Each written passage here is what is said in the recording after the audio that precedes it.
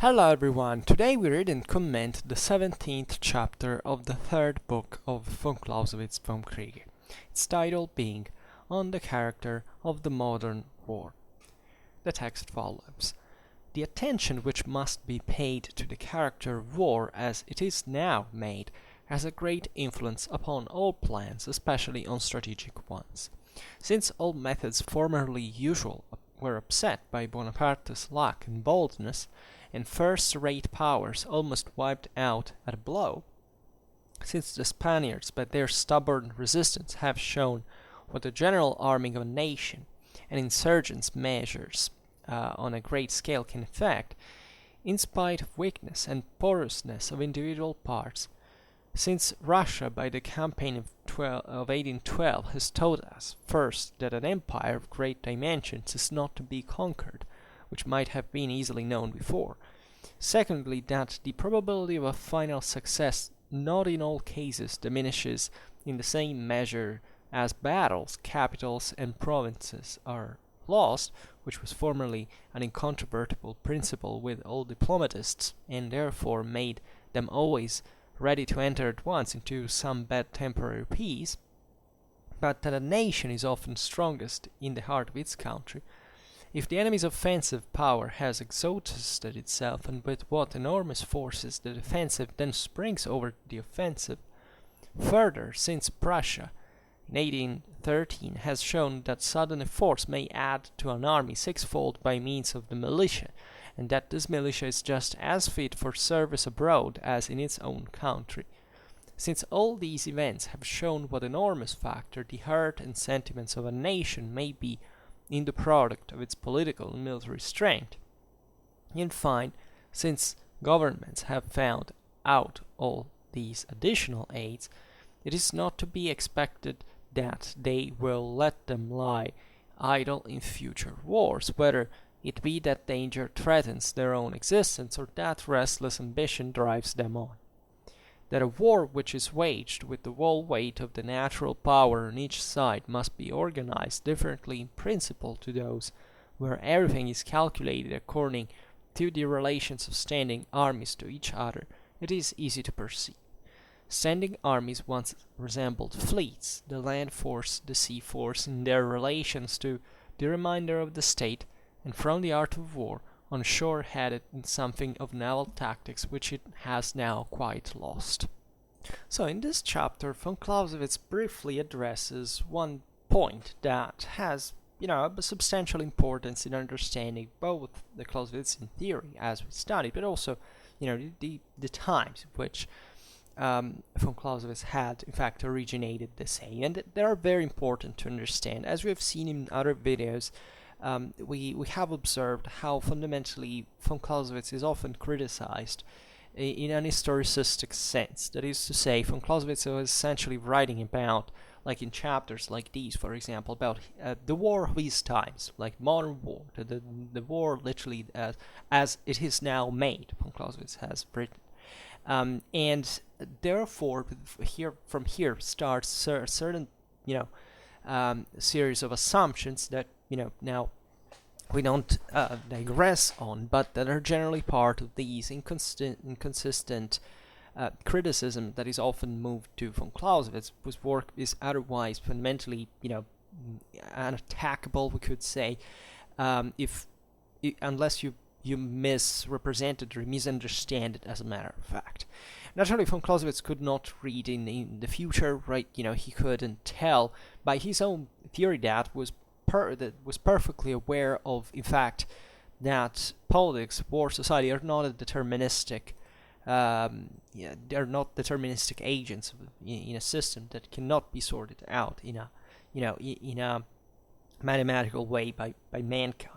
Secondly, von Clausewitz was not just a very experienced general, but also a military historian. He studied an enormous lot of the world military history, and we have seen how dramatically important the whole history of warfare is for creating a theory of the art of war, right? That is, you cannot, say, study just the Napoleonic era and pretend that, that's where you can learn history from, right? So already this aspect here makes you understand that the point that he is making here is not to show that, the modern war had irremediably changed, that from that point onwards, always it would have always been fought in the same way, and that was therefore unchangeable. This is the kind of weird stuff that people come out with just for, I don't know, selling new books, thinking that von Clausewitz was talking just about 19th century warfare. Now we need someone who will have to re-explain us what warfare is, without, in fact, not even having studied von Clausewitz or even read it, for that matter. And don't think that this applies just, to bankrupt people who want to cash some money, by selling their garbage on Amazon, right? We're talking even of some scholars, some of the major, even, military historians out there that, unfortunately, have sinned in this regard. Here we don't make names, but, how much I've been, warning you towards, relatively to culturalism, as a matter of fact. And in this video, I will be not repeating myself, if not for, renewing the warning, per se. So the point of the modern war von Clausewitz is talking about is obviously framed within that specific historical context by himself. Right, he is not making the point, I have seen this reality now for all my life, essentially, and, that's how warfare will always remain, or how, we should be aware of. But at the same time, he makes an important point that naturally stems from the historical realization that the theory of the art of war, but that is what he's drawing now, naturally evolved over time. It's not that we learned what war was, as if, since ever, right? We needed, in fact, a civilization to develop certain thinkers to wrap their minds around this stuff. And von Clausewitz, in a chain that, passed through, I don't know, Machiavelli, Montecuccolo, etc., arrives, properly lands to this, massive, structural, systematic, effective achievement, accomplishment that is still, in fact, at the base of the military theory of all military forces in the world, right? It's not that, von Clausewitz is central to everything, because it all stamped, like, the modern war as we intend, the theoretical side of it is born properly with him, and there is never been any thinker that has surpassed that, and this is still the base on which our militaries are educated, right? The point he's making, therefore, is that, at some point, we came up as a civilization with certain realizations, right, rationalizations, even, discoveries, if you want, that passed through, of course, mistakes, misunderstandings that had a partial reflection in war. Here we will not repeat actually what we have talked about, especially in the second in the second book about the, the historical development of the theory of the art of war. But we have seen how there is also kind of a detachment between what the theory of the art of war really is and how war is actually fought, right? And this is what the point of von Clausewitz is really making, and how he fundamentally bridges the gap that had, come always, to shrink throughout, all the evolution fundamentally of modern thinking, right?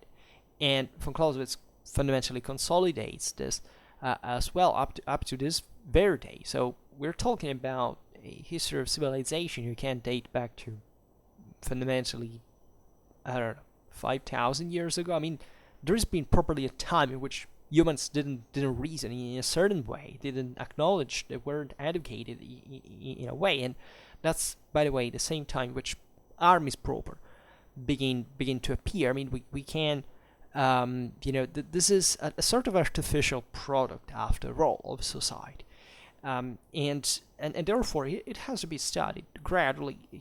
There was an increase, an improvement to our understanding of it, and then we developed this theory. So what von Clausewitz is, the point he's making in this chapter is fundamentally that there have been certain things, that the Napoleonic Wars, that had been indeed the most devastating wars mankind had ever witnessed, because there was nothing like that. Right, millions of people mobilized, in such a short time, intensely, millions of people dying, entire countries devastated. So this has brought to an enormous change. It has brought to the same Clausewitzian theory to emerge. We would have not had the Vom Kriege if von Clausewitz hadn't joined the Prussian army in 1792 when he was 12, and finished to write this during the Polish insurrection of 1830, where he died in. And this tells you, by the way, how things influence. I mean, if he had lived to see, I don't know, at 90, maybe the unification of Germany, that is a direct consequence of his military theory, by the way. And I'll just ask von Moltke, and in general, how is Clausewitz in school was developed in this later generation. So you understand how much the historical context is vital to explain what at the time these people had acknowledged, right? The point of the Clausewitzian theory is that if had von Clausewitz lived forever, he would have basically fitted the same, all the wars that would have been fought still in his own system, because that's the point, the whole point of the Vom Kriege. That is not to say, let's describe a certain type of war, just one that I have seen today, and pretend that that's the ultimate stage, or that the war is always going to be like that, or that I have an idea of war exclusively because of what I have seen now and haven't contextualized it. That would have been actually a very culturalistic way of thinking, paradoxically, because it would have been based exclusively on the contingent reality, or in thinking that it's kind of a unicum, right? Von Clausewitz goes far beyond. Von Clausewitz says that there is a dimension in which politics, war, and society interact, and that fundamentally this goes on in the same way, and the only difference that it makes in reality is reality itself. That is to say, how is reality framed in this dynamic, right? How does those variables change, right? And it's not that you can actually calculate them, but you can still connect them in that relation. And this is a very poor way actually presenting the Clausewitzian theory, which is way more refined, and that it has an enormous deal of consequences just for the very statement that we have made. But this is what we're making this series for. Therefore, even if von Clausewitz had lived forever to see, I don't know, the French-Prussian War, even before the American Civil War, then, I don't know, World War I, World War II, the Cold War, etc., and arrived to today's warfare that actually has really nothing special as compared to any other time in history, if you really look what it is, right? Not much of it innovative as we are pushed to think, because once again, I will not start again to complain, but also what I think of what people think relatively to the astonishing modernity of our war. It's actually pretty banal. Nothing is changing in the essentials, and the Clausewitzian paradigm is actually more confirmed than ever. Exactly because of our awareness, naturally, of a very complicated system that the same Clausewitzian theory tells us, you have always to make an enormous effort to even try to think you can understand what's going on, right? But for what we understand, what we say, it's the same identical thing, and we don't even need to explain why if we have studied the Vom Kriege, because we have seen how the entire theory of the art of war is based on this paradigm, and its own functioning that is eventually just to be used to interpret what you see. That is always new. Of course it is. Nothing is alike. There is not a single historical event that has ever repeated itself, and there will never be, thankfully, or thankfully for our historical deontology, you could say, because that's exactly the point. The Vom Kriege is a great clash against any positivistic, deterministic, progressistic approach to warfare. So what von Clausewitz actually acknowledges here is that Napoleonic warfare has changed the paradigms that were believed to exist and were actually pretty limited. Von Clausewitz has criticized them every once in a while, sort of out there. And why? Because they were resting fundamentally essentially on the same. Think of that ignorant people accuse von Clausewitz himself of being, that is to say, to have a partial view of warfare of his time, and saying, warfare mostly works like that, and it will all, we don't have really to care more than much, but we have maybe to focus on this variable and think that it's most important, or this other, but never making the and trying to and pretending that we can understand and frame this this type of warfare positivistically. We can sort it out more easily, right? Warfare is nothing like that by definition. This is what Vom Kriege says. And therefore the Napoleonic era here serves to von Clausewitz in order to show how this deterministic mindset has been shattered and destroyed and annihilated, right, by the sheer evidence of history. And I don't even know if we need to really comment the text as we've done actually in all videos at this point. We will probably do, but there are certain single concepts that are properly historical that he brings on the table, and it's that most of the chapters is about this wall list. And von Clausewitz starts by saying actually that the most important aspect of the story that has been changed is mostly strategic, right? The Napoleonic Wars, it's not that they have changed more in tactics than they did in strategy, right? Because the major changes arrived exactly at the very root of politics and society. And politics, fundamentally at a certain point transmutes into strategy, or this is a way, or to say that politics and strategy border at some point, and therefore that's where the major implications really gave consequence to what happened on the battlefield really during the Napoleonic era. And here von Clausewitz points at Bonaparte's luck and boldness, for example, right? The idea that luck and boldness are something that before in the 18th century warfare was kind of discarded, because we'll always have to use armies in this way because for some reason we've always done it as traditional, it's a fashion, and we think that that's the point. That's a deterministic attitude. You don't know whether that thing is going to work.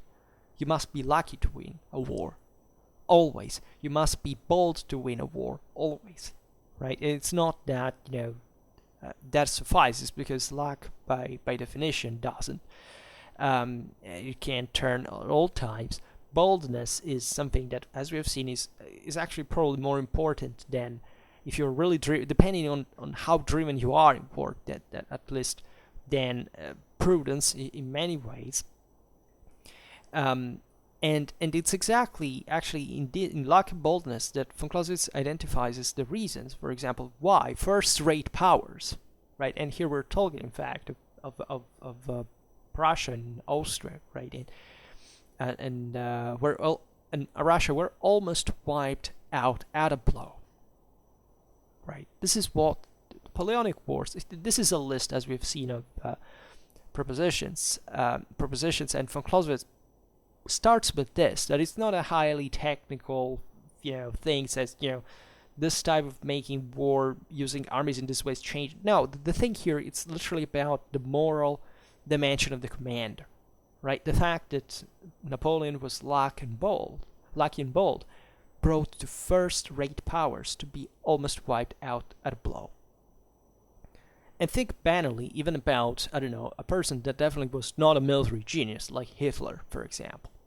You can say Hitler was incompetent, etc., and everything, but you cannot deny that, the invasion of Poland, the invasion of France, were in fact lucky enterprises. There was nothing deterministic about the German army in 1939, 1940 to win those wars, right? The German military machine was actually, at the toughest by 1942.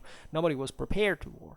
What is that made those the Wehrmacht was perplexed by Hitler's plans. But if it hadn't been for his insistence and even the responsibility and all the cruel and monstrous plan that stood behind the whole thing, but fundamentally those victories could have not been achieved. And Poland, was not maybe a first-rate power in that regard, but France was one of the single greatest powers in the Western world, were wiped out, right?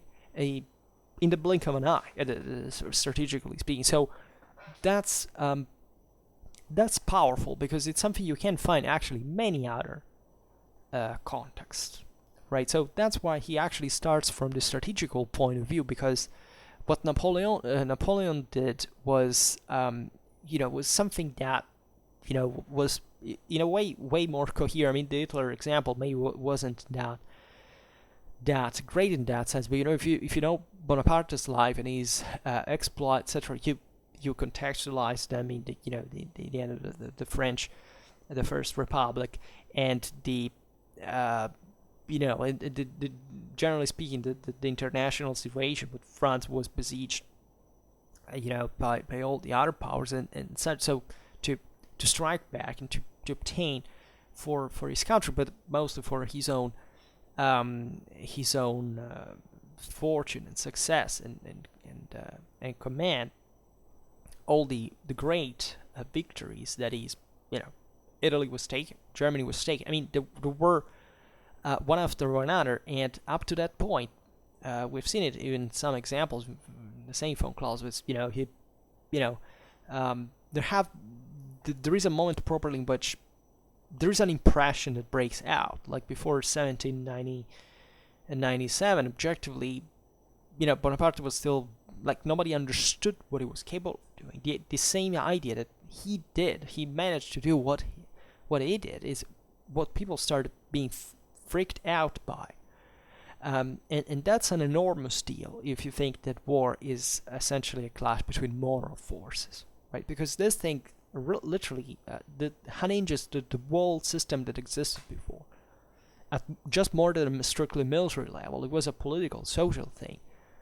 Bonaparte was bringing the instances of the revolution of republics, of a wholly different vision from the ancien regime. So that explains the thing, but it also shows you how at that point it was a matter of literally of making one choice rather than another, having the guts of doing that brought to change history forever.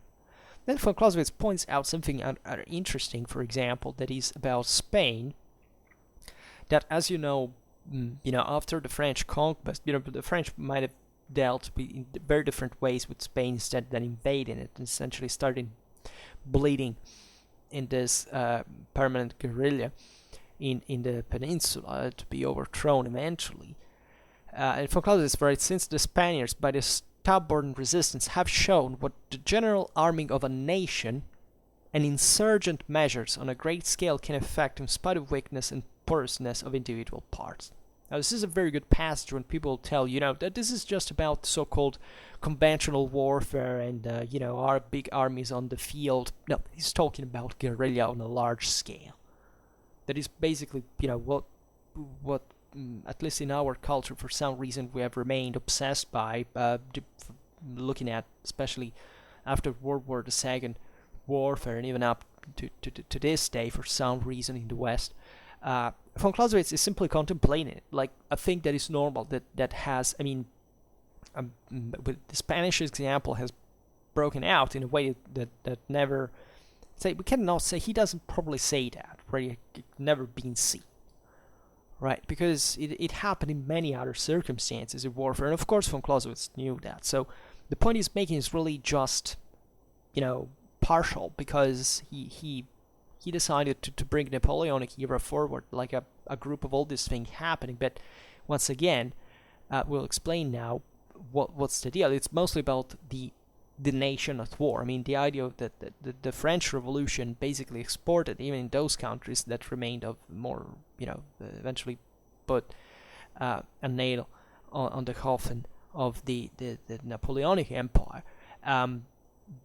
because that's essentially what, I mean, the same von Clausewitz in Prussia was now, commanding an army, properly an army of people, not an army of nobility, right? So, and that's what the enormous difference that the whole thing gets made. We know about the bourgeois revolutions, the rise of the middle classes, of the industrial revolution, now the new resources that simply could be put on the table, that for political and social reasons the Ancien Regime had tried to stamp, because it was mostly about the aristocrats ruling the whole thing. The French break the paradigm.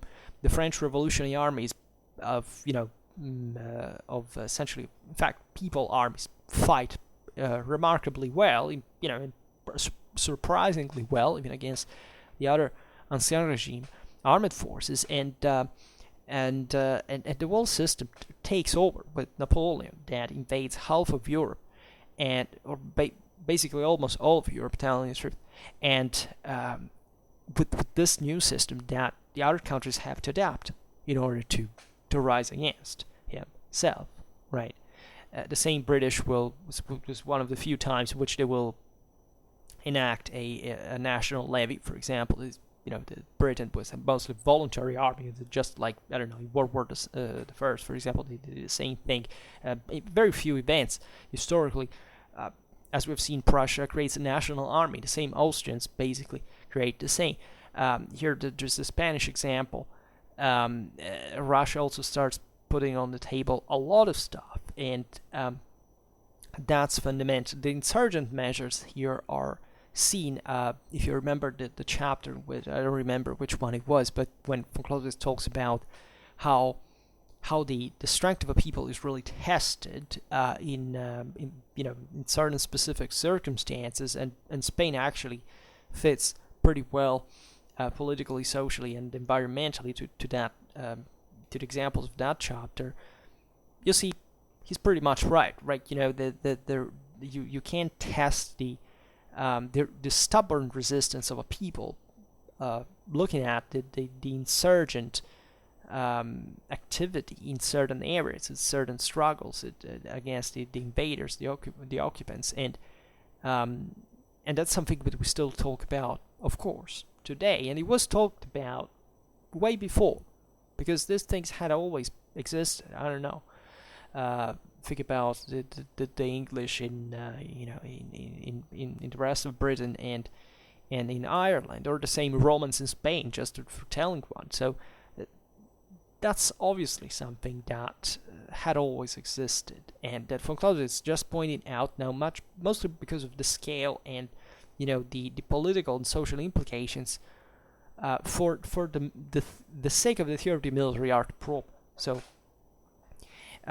he then talks about Russia, the campaign of 1812, that taught us, he says, first, that an empire of great dimensions is not to be conquered, which might have been easily known before. This is also another proof of what we're talking about. Von Clausewitz knows perfectly that all this stuff was kind of already, known before, not maybe in the through the same historical example. We have seen how the historical example is crucial to create a proper theory of the art of war. But as we have also seen, these historical examples basically tend to replicate themselves, not to repeat themselves in the same ways, but to essentially replicate the same dynamics. Given, not exactly the same as we've seen, but probably the dynamic at a core level of relation between politics, war, and society in a given space, in a given context, right? That there will never be a campaign like 1812 Russia, but we all say, I don't know, think about the invasion at the time of Charles the 12th of Sweden, or just think about the same Operation Barbarossa. I mean, that's kind of a joke, of a meme, that Russia cannot be invaded, all this stuff. Why? Because Russia cannot be invaded in some certain circumstances. Why not? Right? Let's leave aside the Mongols in general, but even modern warfare, it could be possible. Right? What you really need is enough determination for doing that. Therefore, there's nothing deterministic about Russia not, or a great empire not, not to be conquered in absolute terms, right? Because that technically can't be done. But there are certain things that show that tendentially it's at least very difficult to do it. Why? Because this, he explains, attaching to the first statement, this one, that the probability of final success does not in all cases diminish in the same measures as battles, capitals, and provinces are lost. Does this tell you something? In brackets says, which was formerly an incontrovertible principle with all diplomatists, and therefore made them always ready to enter at once into somewhat bad temporary peace. But that a nation is often strongest in the heart of its country if the enemy's offensive power has exhausted itself, and with what enormous force the defensive then springs over to the offensive. Well, ask the Germans in 1941, right? But because by November they had already lost World War II, for this very reason. So these are really spot-on observations, right? There is a problem of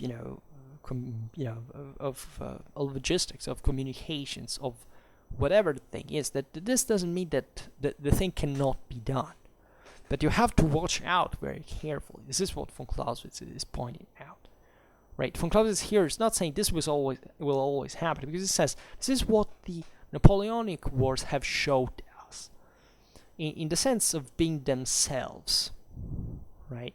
And it's, as we will see now in the end, it's what we can draw from the realizations of these events that had never been seen in military history in this scale, but in this particular specific context, that we can draw a lot of information about war in itself, right? Then he speaks of Prussia in 1813, where it was freed by the French presence and fought essentially with this newly reformed army. Where von Clausewitz, as you know, came back to Prussia himself. He participated. He was in Russia when actually the Napoleon invaded it, because he had fled there. He even appears as a character in Tolstoy War and Peace in I don't remember in which city in Russia, but he, as you know the story, we've told about it. He was exiled. He was actually sentenced to death in Prussia, right, for having deserted as an officer the Prussian army at the time of French occupation. Right? So eventually things turned, the tides turned after 1812, and the rise of the nations, the crumbling of the French Empire over, in that case at least, over Central Europe. And von Clausewitz writes, has shown that sudden force may add to an army sixfold by means of the militia. That this militia is just as fit for service abroad as in its own country. And this is also naturally a very powerful statement, because Prussia had been kind of the embodiment of the Ancien Regime, and maybe one of the newest and boldest that had naturally even taught much to the rest of the other countries from a military point of view in the previous generation under Frederick II. But it was something now that was needed to be changed. And if you know what the relation between Scharnhorst and von Clausewitz, von Scharnhorst, and the whole legacy that the reorganization of the Prussian army on the line of the national models showed by the French. That is what had beaten them, right? And here he points out something interesting, that is a tradition that eventually will remain in the German army, and the think about the Landwehr in general, but it also in other countries, that is essentially the one that will beat the French in 1870. right? And the, the French army at the time was still considered the best in the world. And that this militia is just, the fact that professional forces are not necessarily the answer, that a national militia not only can, if driven, by this sudden effort that was naturally triggered at that point by the French occupation, by the shame of the defeat, of the revanchism and everything, that all of a sudden came back in arms as a people in arms, and not only fought well, but also within the country's boundaries, but also beyond them, so that they, showing for the first time, actually in a lot of time in the history of warfare, at least for the German area, the French had already showed that, but in this case, the thing was felt by von Clausewitz from his Prussian perspective, that a people in arms was stronger than a professional arm. And the thing had worked in Prussia as well, right? So just think about the power of these statements and of the same historical event. This is something that changed the history of Europe forever. Like the Napoleonic era changed the history of Europe forever, unequivocally, including warfare, right? And what is the consequence? What is the point to be drawn? So Clausewitz says, since all these events have shown what an enormous factor the heart and sentiments of a nation may be in the product of its political and military strength, in fine, since the governors have found out all these additional aids, it's not to be expected that they will let them lie idle in future wars, whether it be that danger threatens their own existence or that restless ambition drives them on. If von Clausewitz had lived other 40 years, rare for that time, but anyway, he would have seen his own country destroying France, literally on this base, right, and creating an empire, a second empire on its own. This is extremely important as a conception, because it realizes that a line had been crossed, right? That you can't. That there are certain changes in history that can even be reversed, but that at least for the time being, like in this case, well, it's not likely to have for this to happen, and that therefore we cannot kid ourselves. All these ancien regime countries had realized that they couldn't go back, like that they could try to keep the people down, but for doing that they had first of all to grant something. This is the age of constitutional reforms, that the same politics and society has changed, because the Napoleonic War has literally redrawn the political and social boundaries that had existed. It doesn't matter that France eventually lost, or at least came to its previous boundaries with a monarchy, by the way, once again, but still, even in there, with a lot of things that had properly changed deeply, right?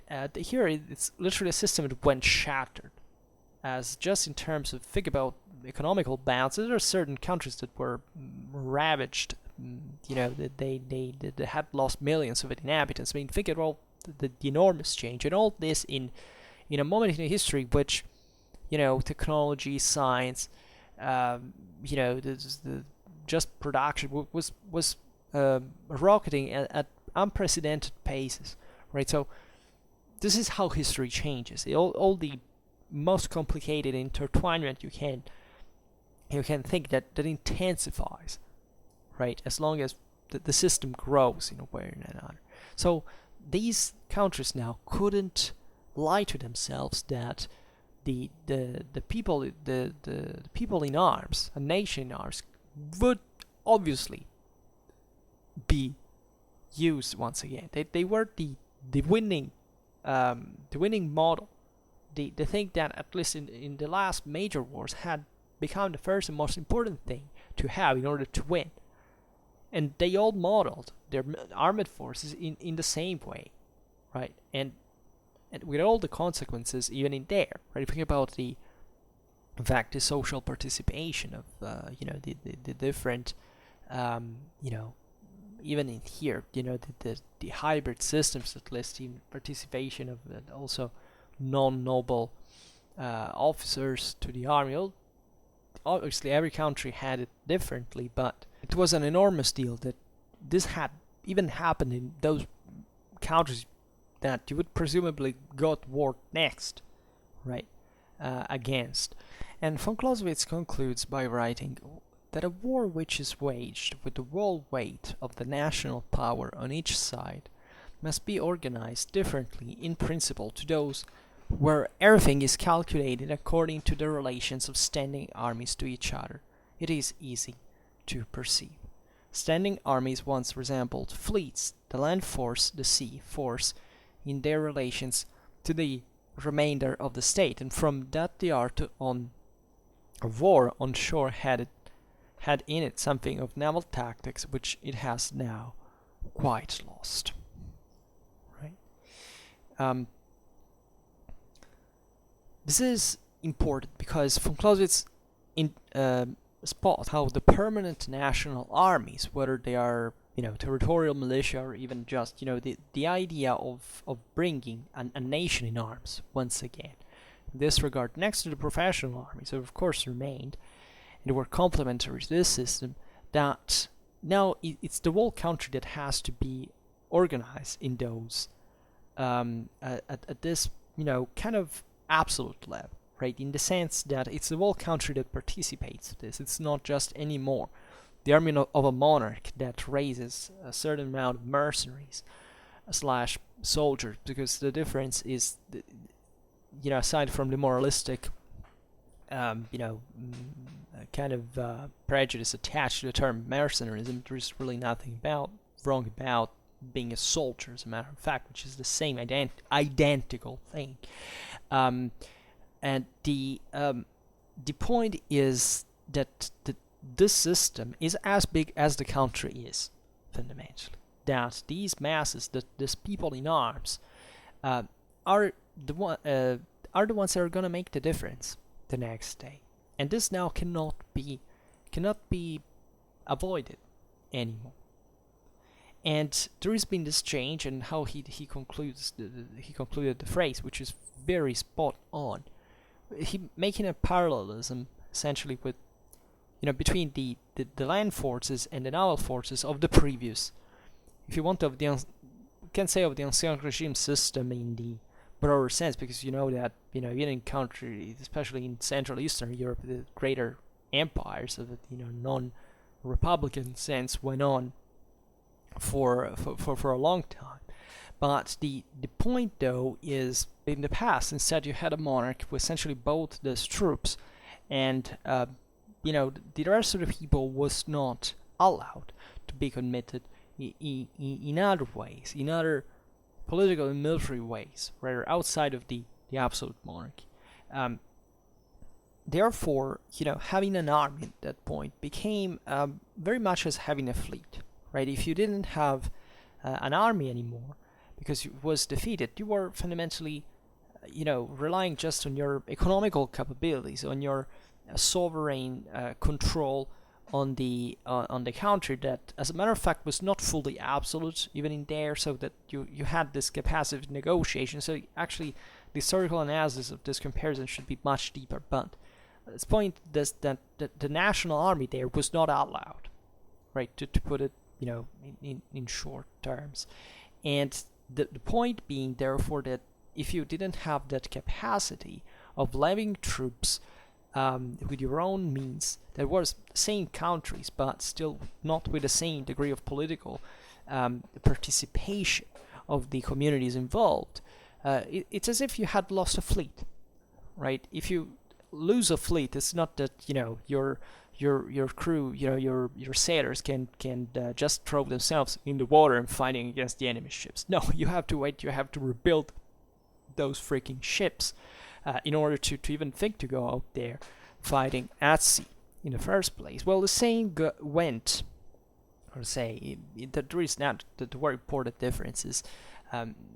Naturally, it's not a true parallelism, a true equation, actually, but it makes you understand in perspective what the enormous change of the Napoleonic Wars had been. Now, it's not a matter of having a fleet or not having it, or having an army or not having it, maintained or whatever. This is about now that the whole nation is to be committed to war when this breaks out, and that therefore it's as if this army was forever permanent, because it's made up by the whole community of your country, and you have to start reasoning on that scale in order to organize your armed forces. And naturally, you understand here what the enormous difference is really about. We could go on with historical examples, but I fear at that point we will have to descend in a proper, history of 19th history, political, military, institutional, social, economical changes, which we have actually never addressed on Schwerpunkt, but we might start doing it at some point. For now, we are more confined, but I hope at least the point is clear. I try to make the explanations as they come, really. You know that I don't have a true sketch, if not from Clausewitz text in this case, but I think the meaning of the chapter is pretty clear. So for now, we stop here, and I just hope that you enjoyed this video. If you did, please share it. Otherwise, leave a like or subscribe to my channel if you're interested in my upcoming contents. And for now, I thank you heartily for listening to me. I wish you a nice time and see you next time. Bye.